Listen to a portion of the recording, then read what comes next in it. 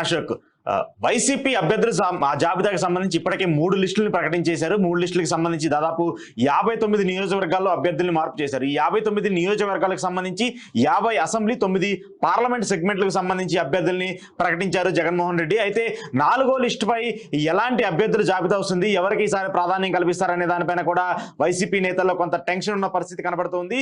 దీనికి సంబంధించి మరొక 2-3 రోజుల్లోనే 4వ జాబితా కూడా రాబోతుందంటూ తెలియబోతుంది. అయితే మొత్తం దాదాపు 7 నుంచి 8 జాబితాల వరకు ఉండబోతున్నాయంటూ కూడా వైసీపీ శ్రేణుల నుంచి ఒక సమాచారం అందుతుంది. అయితే మొత్తం 70 నుంచి 80 మంది వరకు అభ్యర్థిని మార్చబోతున్నారు. ఎందుకంటే ఈ నెలలో, ఎందుకంటే జనవరి ఎండింగ్ వరకు ఈ అభ్యర్థుల లిస్ట్ ని మొత్తం ఫైనల్ చేసి ఫిబ్రవరి మొదటి వారంలో కానీ 2వ వారంలో కానీ అభ్యర్థుల లిస్ట్ మొత్తాన్ని ప్రకటించాలని చెప్పేసి జగన్మోహన్ రెడ్డి భావిస్తున్నారు. దానికి సంబంధించి కూడా ఇప్పటికే కార్యాచరణ కూడా రూపొందించిన పరిస్థితి కనబడుతుంది. అయితే మొత్తం ఓవరాల్ గా చూసుకుంటే ఇప్పటికీ 59 నియోజకవర్గాలకు సంబంధించి ఇన్ఛార్జీలు కానివ్వండి, సిట్టింగ్ సంబంధించిన ఎమ్మెల్యేలు కొంతమందికి టికెట్ ఇవ్వలేనని కూడా డైరెక్ట్ గానే చెప్పిన పరిస్థితి కనబడుతుంది. కొంతమంది ఇతర పార్టీలోకి కూడా జాయిన్ అవుతున్న దాఖలాలు మనం చూస్తున్నాం. అయితే 4వ లిస్టుకు సంబంధించి 4వ లిస్టులో ఎవరెవరి పేర్లు ఉండబోతున్నాయి అనేది కూడా కొంత సస్పెన్స్ గా ఉంది. అయితే 4వ లిస్టులో మాత్రం ఎక్కువగా పార్లమెంట్ స్థానాలకు సంబంధించి పార్లమెంట్ స్థానాల్లో ఎవరైతే పోటీ చేయాలో వాళ్ళపైన ఎక్కువ ఫోకస్ పెట్టినట్టు తెలిసింది ఆ వైసీపీ హైకమాండ్. దానికి సంబంధించి కూడా ఇప్పటికే కార్యాచరణ, ఎవరెవరు అభ్యర్థుల్ని నిలబెడితే ఎవరెవరు గెలుపు గుర్రాలుగా అక్కడ ఉండే అవకాశం ఉందనే దానిపైన కూడా ఒక నిర్ణయానికి వచ్చినట్టు కూడా తెలిసింది. మొత్తం 25 పార్లమెంటు స్థానాలకు సంబంధించి ఇప్పటికే 9 పార్లమెంట్ స్థానాలకి అభ్యర్థులు ప్రకటించిన నేపథ్యంలో మిగతా చోట్ల ఎవరు పోటీ చేస్తారనే దానిపైన కూడా కొంత ఉత్కంఠ ఉంది. అయితే ఈ రెండిట్లో మాత్రం ఒకటి మిథున్ రెడ్డికి, అలాగే అవినాష్ రెడ్డికి, కడప ఎంపీ అవినాష్ రెడ్డికి ఇలాగే మిథున్ రెడ్డికి వీళ్ళిద్దరికి మినహాయింపు ఇచ్చే అవకాశం ఉంది. వీళ్ళిద్దరు మళ్ళీ సేమ్ స్థానాల నుంచి పోటీ చేసే అవకాశం కూడా కనబడుతుంది. అయితే మిగతా స్థానాలు ఎవరైతే పోటీ చేస్తారనే దానిపైన కూడా కొంత ఉత్కంఠ ఉన్నటువంటి నేపథ్యంలో ప్రముఖులకు, సినీ సెలబ్రిటీలు కానివ్వండి, ఎక్కువగా బిజినెస్ మ్యాన్లు కానివ్వండి, ఈ ప్రస్తుతం ఎమ్మెల్యేలుగా ఉండి వాళ్ళకి గ్రాఫ్ బాగలేనటువంటి నేపథ్యంలో నియోజకవర్గాల వారీగా కొంత డౌన్ అయినటువంటి పరిస్థితిలో వాళ్ళని ఎంపీ స్థానాలకు రీప్లేస్ చేయాలని చెప్పేసి కూడా జగన్మోహన్ రెడ్డి భావిస్తున్నట్టు తెలిసింది. దానికి సంబంధించి చాలా మంది ప్రస్తుతం ఉన్నటువంటి ఎమ్మెల్యేలను ఎంపీలుగా కూడా మార్చినటువంటి దాఖలాలు మనం చూస్తున్నాం. అయితే కొత్తగా రేపు రాబోయేటువంటి 4వ లిస్టులో ఎవరెవరికి అవకాశం ఉంటుందనేది చూసుకుంటే మాత్రము ఒంగోలు పార్లమెంట్ కి సంబంధించి అక్కడ ప్రస్తుతం సిట్టింగ్ ఎంపీగా మాగుంట శ్రీనివాసరెడ్డి ఉన్నారు. ఆయనకి టికెట్ ఇవ్వాలని చెప్పేసి బాలినేని శ్రీనివాసరెడ్డి పట్టుబట్టి కూర్చున్నారు. కానీ ఆయనకి టికెట్ ఇవ్వద్దంటూ కూడా వైవి సుబ్బారెడ్డి చెప్తున్నారు. సో ఒంగోలు పార్లమెంట్ కి సంబంధించి కూడా అక్కడ కొంత కన్ఫ్యూజన్ నెలకొన్న పరిస్థితి కనబడుతుంది. మళ్ళీ మాగుంటకు టికెట్ ఇస్తారా, ఒకవేళ టికెట్ ఇవ్వకపోతే మాత్రము ఆయన వేరే పార్టీలోకి వెళ్ళి అక్కడి నుంచి పోటీ చేస్తారని కూడా డైరెక్ట్ గానే సంకేతాలు ఇచ్చిన పరిస్థితి కనబడుతుంది. మాగుంట కుటుంబానికి సంబంధించి ఆయన సామాజిక పరంగా కానివ్వండి, ఒంగోలు జిల్లాకు సంబంధించి అక్కడ కీలకంగా ఉన్నటువంటి నేత, ఆయన ప్రభావం 2-3 నియోజకవర్గాలపై కూడా ఉంటుంది. కాబట్టి ఖచ్చితంగా ఆయనకి మళ్ళీ టికెట్ ఇప్పించి వైసీపీ నుంచే పోటీ చేయించాలని చెప్పేసి బాలినేని శ్రీనివాసరెడ్డి భావిస్తూ వస్తున్నారు. కానీ దానికి హైకమాండ్ మాత్రం కొంత నెగిటివ్ గా రెస్పాన్స్ అవుతున్న పరిస్థితి కనబడుతుంది. అలాగే ఒంగోలు అసెంబ్లీ నియోజకవర్గానికి సంబంధించి కూడా ఆయన్ని మారుస్తారు, ప్రస్తుతం సిట్టింగ్ ఎమ్మెల్యేగా ఉన్నటువంటి బాలినేని కూడా మారుస్తారంటూ కూడా కొంత న్యూస్ వైరల్ అవుతున్నటువంటి నేపథ్యంలో ఈ ఇద్దరు సీట్ల పైన కూడా కొంత కన్ఫ్యూజన్ కనబడుతూ ఉంది. సో 4వ లిస్టులో కూడా వీళ్ళిద్దరు సీట్లపై ఎవరెవరు పోటీ చేస్తారు, ఇక్కడ స్థానం చలనం ఉంటుందా లేదా, లేదంటే మళ్ళీ వాళ్ళకి అవకాశం ఇస్తారా జగన్మోహన్ రెడ్డి అనే దానిపైన కూడా కొంత సస్పెన్స్ కనిపిస్తున్న పరిస్థితి కనబడుతుంది. రాజోలుకు సంబంధించి రాజోలులో ప్రస్తుతం అక్కడ సిట్టింగ్ ఎమ్మెల్యే రాపాక వరప్రసాద్ ఉన్నారు. ఆయన జనసేన నుంచి పోటీ చేసి 2019 ఎన్నికల్లో గెలిచారు.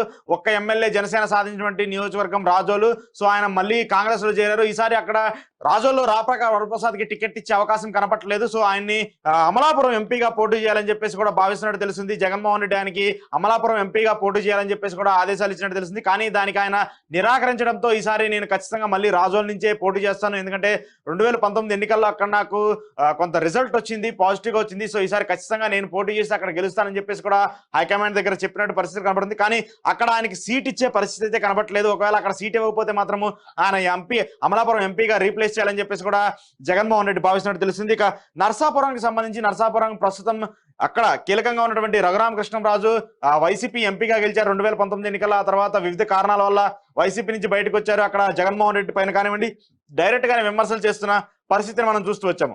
ఈ నేపథ్యంలోనే ఆయన రేపు జరగబోయేటువంటి ఎన్నికల్లో ఏ పార్టీ నుంచి పోటీ చేస్తారనేది మాత్రమే కొంత సస్పెన్స్ గానే ఉంది. ఆయన బీజేపీలో చేరతారా, లేదంటే జనసేన టీడీపీలో చేరి అక్కడి నుంచి మళ్ళీ తిరిగి నరసాపురం నుంచే పోటీ చేస్తారనేది మాత్రము కొంత సస్పెన్స్ గా ఉన్నటువంటి నేపథ్యంలో అక్కడ వైసీపీ అభ్యర్థిగా మాత్రము గోకరాజ్ గంగరాజ్ కుమారుని నిలబెట్టాలని చెప్పేసి కూడా హైకమాండ్ భావిస్తున్నట్టు తెలుస్తుంది. ఒకవేళ గోకరాజ్ గంగరాజ్ కానివ్వండి ఆయన కుమారుడికి కానీ ఒకవేళ టికెట్ ఇవ్వకపోతే అక్కడ సామాజిక సమీకరణాల మేరకు అలాగే కుల రాజకీయాల మేరకు అక్కడ కులపరంగా అక్కడ ఉన్నటువంటి కీలకంగా ప్రధానంగా రాజులు ఎక్కువ ఓట్ల మెజారిటీ ఉంటుంది కాబట్టి ఆ సామాజిక వర్గానికి చెందినటువంటి ప్రభాస్ పెద్దమ్మ శ్యామలాదేవిని కూడా రంగంలోకి దింపాలని చెప్పేసి కూడా వైసీపీ అధిష్టానం భావిస్తున్నట్టు తెలుస్తుంది. ఎందుకంటే శ్యామలాదేవి గారికి ఇప్పుడు చాలా రోజులుగా వైసీపీలో చేరబోతున్నారు. ఆవిడ ఎమ్మెల్యేగా కానీ ఎంపీగా కానీ పోటీ చేయబోతున్నారంటూ కూడా చాలా రోజుల నుంచి న్యూస్ కూడా వైరల్ అవుతున్నటువంటి నేపథ్యంలో ఖచ్చితంగా అక్కడ ఒక రీప్లేస్మెంట్ అయితే జరిగే అవకాశం ఉంది.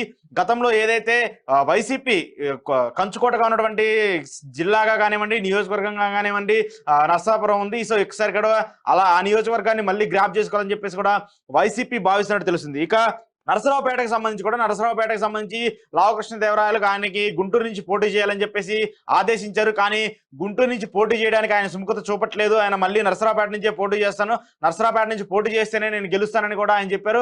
అంతేకాకుండా ఆ పార్లమెంట్ పరిధిలో వచ్చేటువంటి నియోజకవర్గాలకు సంబంధించిన ఎమ్మెల్యేలు కూడా ఇప్పటికే జగన్మోహన్ రెడ్డి కానివ్వండి వైసీపీ అధిష్టానానికి కూడా తెలిపారు. ఎందుకంటే ఆయన ఇంపాక్ట్ కూడా నియోజకవర్గాలపైన ఉంటుంది. ఖచ్చితంగా ఆయన నరసరావుపేటలో పోటీ చేస్తేనే కానివ్వండి అక్కడ విజయం సాధించవచ్చు. అదే ఇంపాక్ట్ అసెంబ్లీ ఎన్నికలకు సంబంధించి కూడా అక్కడ కొన్ని సీట్లు గ్రాప్ చేసుకునే అవకాశం ఉంటుంది. కాబట్టి మళ్ళీ ఆయన నరసరావుపేటలోనే పోటీ చేయించాలని చెప్పేసి కూడా అధిష్టానానికి తెలిపారు. మరి అక్కడ మళ్ళీ ఆయనకే సీట్ ఇస్తారా లేదంటే కొత్త అభ్యర్థికి ఏదైనా అవకాశం ఇస్తారా అనే దానిపైన కూడా కొంత సస్పెన్స్ నెలకొన్న పరిస్థితి కనబడుతుంది. ఇక మరొక అలీకి సంబంధించి కూడా ఆయన ఎక్కడి నుంచి పోటీ చేస్తారనే దానిపైన కూడా కొంత సస్పెన్స్ నెలకొన్న పరిస్థితి కనబడుతుంది. సో ఈసారి ఆయన్ని నంద్యాల నుంచి కానివ్వండి, గుంటూరు నుంచి కానివ్వండి పోటీ చేయించాలని చెప్పేసి చూస్తున్నారు. ఎందుకంటే రాజ్యసభ ఎన్నికల్లో కూడా ఆయనకి మళ్ళీ సీట్ ఇస్తారు, రాజ్యసభ అవకాశం ఇస్తారని చాలా రోజుల నుంచి ఒక న్యూస్ వైరల్ అయింది. కానీ ఆయనకి అలాంటి అవకాశం కల్పిస్తారు. సో ఈసారి డైరెక్ట్ గా పెద్దల సభకు పంపించే విధంగా ఆయన డైరెక్ట్ గా ప్రజల సమక్షంలోనే ఎన్నుకోబడే విధంగా ప్లాన్ చేయాలని చెప్పేసి కూడా జగన్మోహన్ రెడ్డి కానివ్వండి వైసీపీ అధిష్టానం కూడా ప్లాన్ చేసినట్టు తెలుస్తుంది. దానికి సంబంధించి ఆయన్ని నంద్యాల నుంచి బరిలోకి దింపాలని చెప్పేసి చూస్తున్నారు. కానీ నంద్యాలలో కొన్ని ఈక్వేషన్స్ ప్రకారము అక్కడ ఒకవేళ సీటు రాకపోతే మాత్రము ఆయన్ని గుంటూరు పార్లమెంట్ నుంచి రంగంలోకి దింపాలని చెప్పేసి కూడా వైసీపీ అధిష్టానం భావిస్తుంది. ఒకవేళ ఇప్పటికే గుంటూరుకి సంబంధించి కూడా కొంత అంబటి రాయుడు గతంలో ఏదైతే వైసీపీలో జాయిన్ అయ్యి ఆయన గుంటూరు ఎంపీ సీట్ ఆశించారు. కానీ అక్కడ గుంటూరు ఎంపీ సీట్ ఇవ్వమని చెప్పేసి తెలిసినటువంటి నేపథ్యంలో మళ్ళీ ఆయన పార్టీకి రాజీనామా చేసి జనసేనలో చేరిన పరిస్థితిని కూడా మనం చూసాం. సో ఈ నేపథ్యంలోనే ఒకవేళ అలీ గుంటూరు వెళ్తే అక్కడ గెలిచే పరిస్థితి ఉంది. ఎందుకంటే ముస్లిం ఓట్ బ్యాంక్ కూడా గుంటూరుకి సంబంధించి ఎక్కువగా ఉంటుంది. ఆయన గెలవడానికి కూడా కొంత ఎడ్జ్ ఉన్నటువంటి పార్లమెంట్ నియోజకవర్గం గుంటూరు. సో ఈ నేపథ్యంలో ఒకవేళ అలీ గుంటూరులో పోటీ చేస్తే మాత్రం గెలిచే అవకాశాలు ఉంటాయని కూడా పార్టీ శ్రేణులు భావిస్తున్నారు. సో ఒకవేళ 4వ లిస్టులో అలీని మాత్రం ఫైనల్ చేస్తే మాత్రము 4వ లిస్టులో కూడా ఆయన పేరు వచ్చే అవకాశం కనపడుతుంది. ఇక మరొక ఇంట్రెస్టింగ్ పార్లమెంట్ నియోజకవర్గం రాజమండ్రికి సంబంధించి అక్కడ ఏదైతే ప్రస్తుతం సినీ డైరెక్టర్ వివి వినాయక్ ను రంగంలోకి దింపబోతున్నారంటూ కూడా వైసీపీ శ్రేణులు చెప్తున్నారు. దానికి సంబంధించి ఇప్పటికే కార్యాచరణ అంతా పూర్తి చేశారు. ఒకవేళ కాపు సామాజిక వర్గానికి చెందినటువంటి నేత కాబట్టి ఆయనకి కొంత ఓట్ బ్యాంక్ ని గ్రాప్ చేసుకునే అవకాశం ఉంది. పవన్ కళ్యాణ్ వేవ్ ని తట్టుకునే విధంగా ఉండాల్సిన వ్యక్తి కూడా ఆయనకు అంత క్యాపబిలిటీ ఉంటుందని చెప్పేసి కూడా వైసీపీ భావిస్తున్నటువంటి నేపథ్యంలో ఆయన రాజమండ్రి నుంచి దింపాలని చెప్పేసి భావిస్తున్నారు. కానీ ఒకవేళ రాజమండ్రిలో కానివ్వండి మరొక కొంతమంది 2-3 నేతలు కూడా ఎంపీ టికెట్ ని ఆశిస్తున్నటువంటి నేపథ్యంలో ఒకవేళ అక్కడ ఈక్వేషన్స్ వర్కౌట్ అవ్వకపోతే మాత్రము ఆయన్ని మళ్ళీ మచిలీపట్నంకి రీప్లేస్ చేయాలని చెప్పేసి కూడా చూస్తున్నారు. ఎందుకంటే మచిలీపట్నం సంబంధించి ఎంపీగా ఉన్నటువంటి బాలశౌరి అక్కడ రాజీనామా చేశారు. ఆయన రాజీనామా చేసి జనసేన పార్టీలో చేరారు. ఈ నేపథ్యంలోనే ఆ సీటుని ఒకవేళ రాజమండ్రిలో మాత్రము వర్కౌట్ అవ్వకపోతే మాత్రము వివి వినాయక్ ని మచిలీపట్నం నుంచి పోటీ చేయించాలని చెప్పేసి కూడా జగన్మోహన్ రెడ్డి భావిస్తున్నట్టు తెలిసింది. ఒకవేళ ఈ సమీకరణాల మేరకు ఈ సీట్ను మాత్రం రీప్లేస్ చేస్తే మాత్రము రాజమండ్రి నుంచి లేదంటే మచిలీపట్నం నుంచి ఈ రెండిట్లో ఏదో ఒక నియోజకవర్గం నుంచి వినాయక్ పోటీ చేసే అవకాశం ఖచ్చితంగా ఉందనేది చెప్పాలి. ఇక అసెంబ్లీ నియోజకవర్గాలకు సంబంధించి గతంలో ఏదైతే 50 నియోజకవర్గాలకు ఇప్పటికే సిట్టింగులు మార్చారు, కొత్త వారికి కూడా అవకాశం కల్పించిన నేపథ్యంలో మరొక 10 మందికి 4వ లిస్టులో చోటు చేసుకునే అవకాశం ఉండబోతున్నట్టు కూడా తెలుస్తుంది. ఏదైతే ముఖ్యంగా రాయలసీమ జిల్లాలో ఏవైతే మార్పులు కోరుతున్నటువంటి నియోజకవర్గాలు అలాగే ప్రస్తుతం సిట్టింగ్ ఎమ్మెల్యేలుగా ఉన్నటువంటి అభ్యర్థులపై ఏదైతే వ్యతిరేకత ఉందో అలాంటి నియోజకవర్గాలపై మళ్ళీ కొత్త అభ్యర్థులు నిలబెట్టి మళ్ళీ విజయం సాధించాలని చెప్పేసి కూడా జగన్మోహన్ రెడ్డి భావిస్తున్నట్టు తెలిసింది. దానికి సంబంధించి కూడా ఈసారి 4వ లిస్టులో ఎక్కువగా పార్లమెంట్ స్థానాలకు సంబంధించి ఒక 10 అసెంబ్లీ స్థానాలకు సంబంధించి కూడా ఎక్కువ క్లారిటీ రాబోతున్నట్టు తెలుస్తుంది.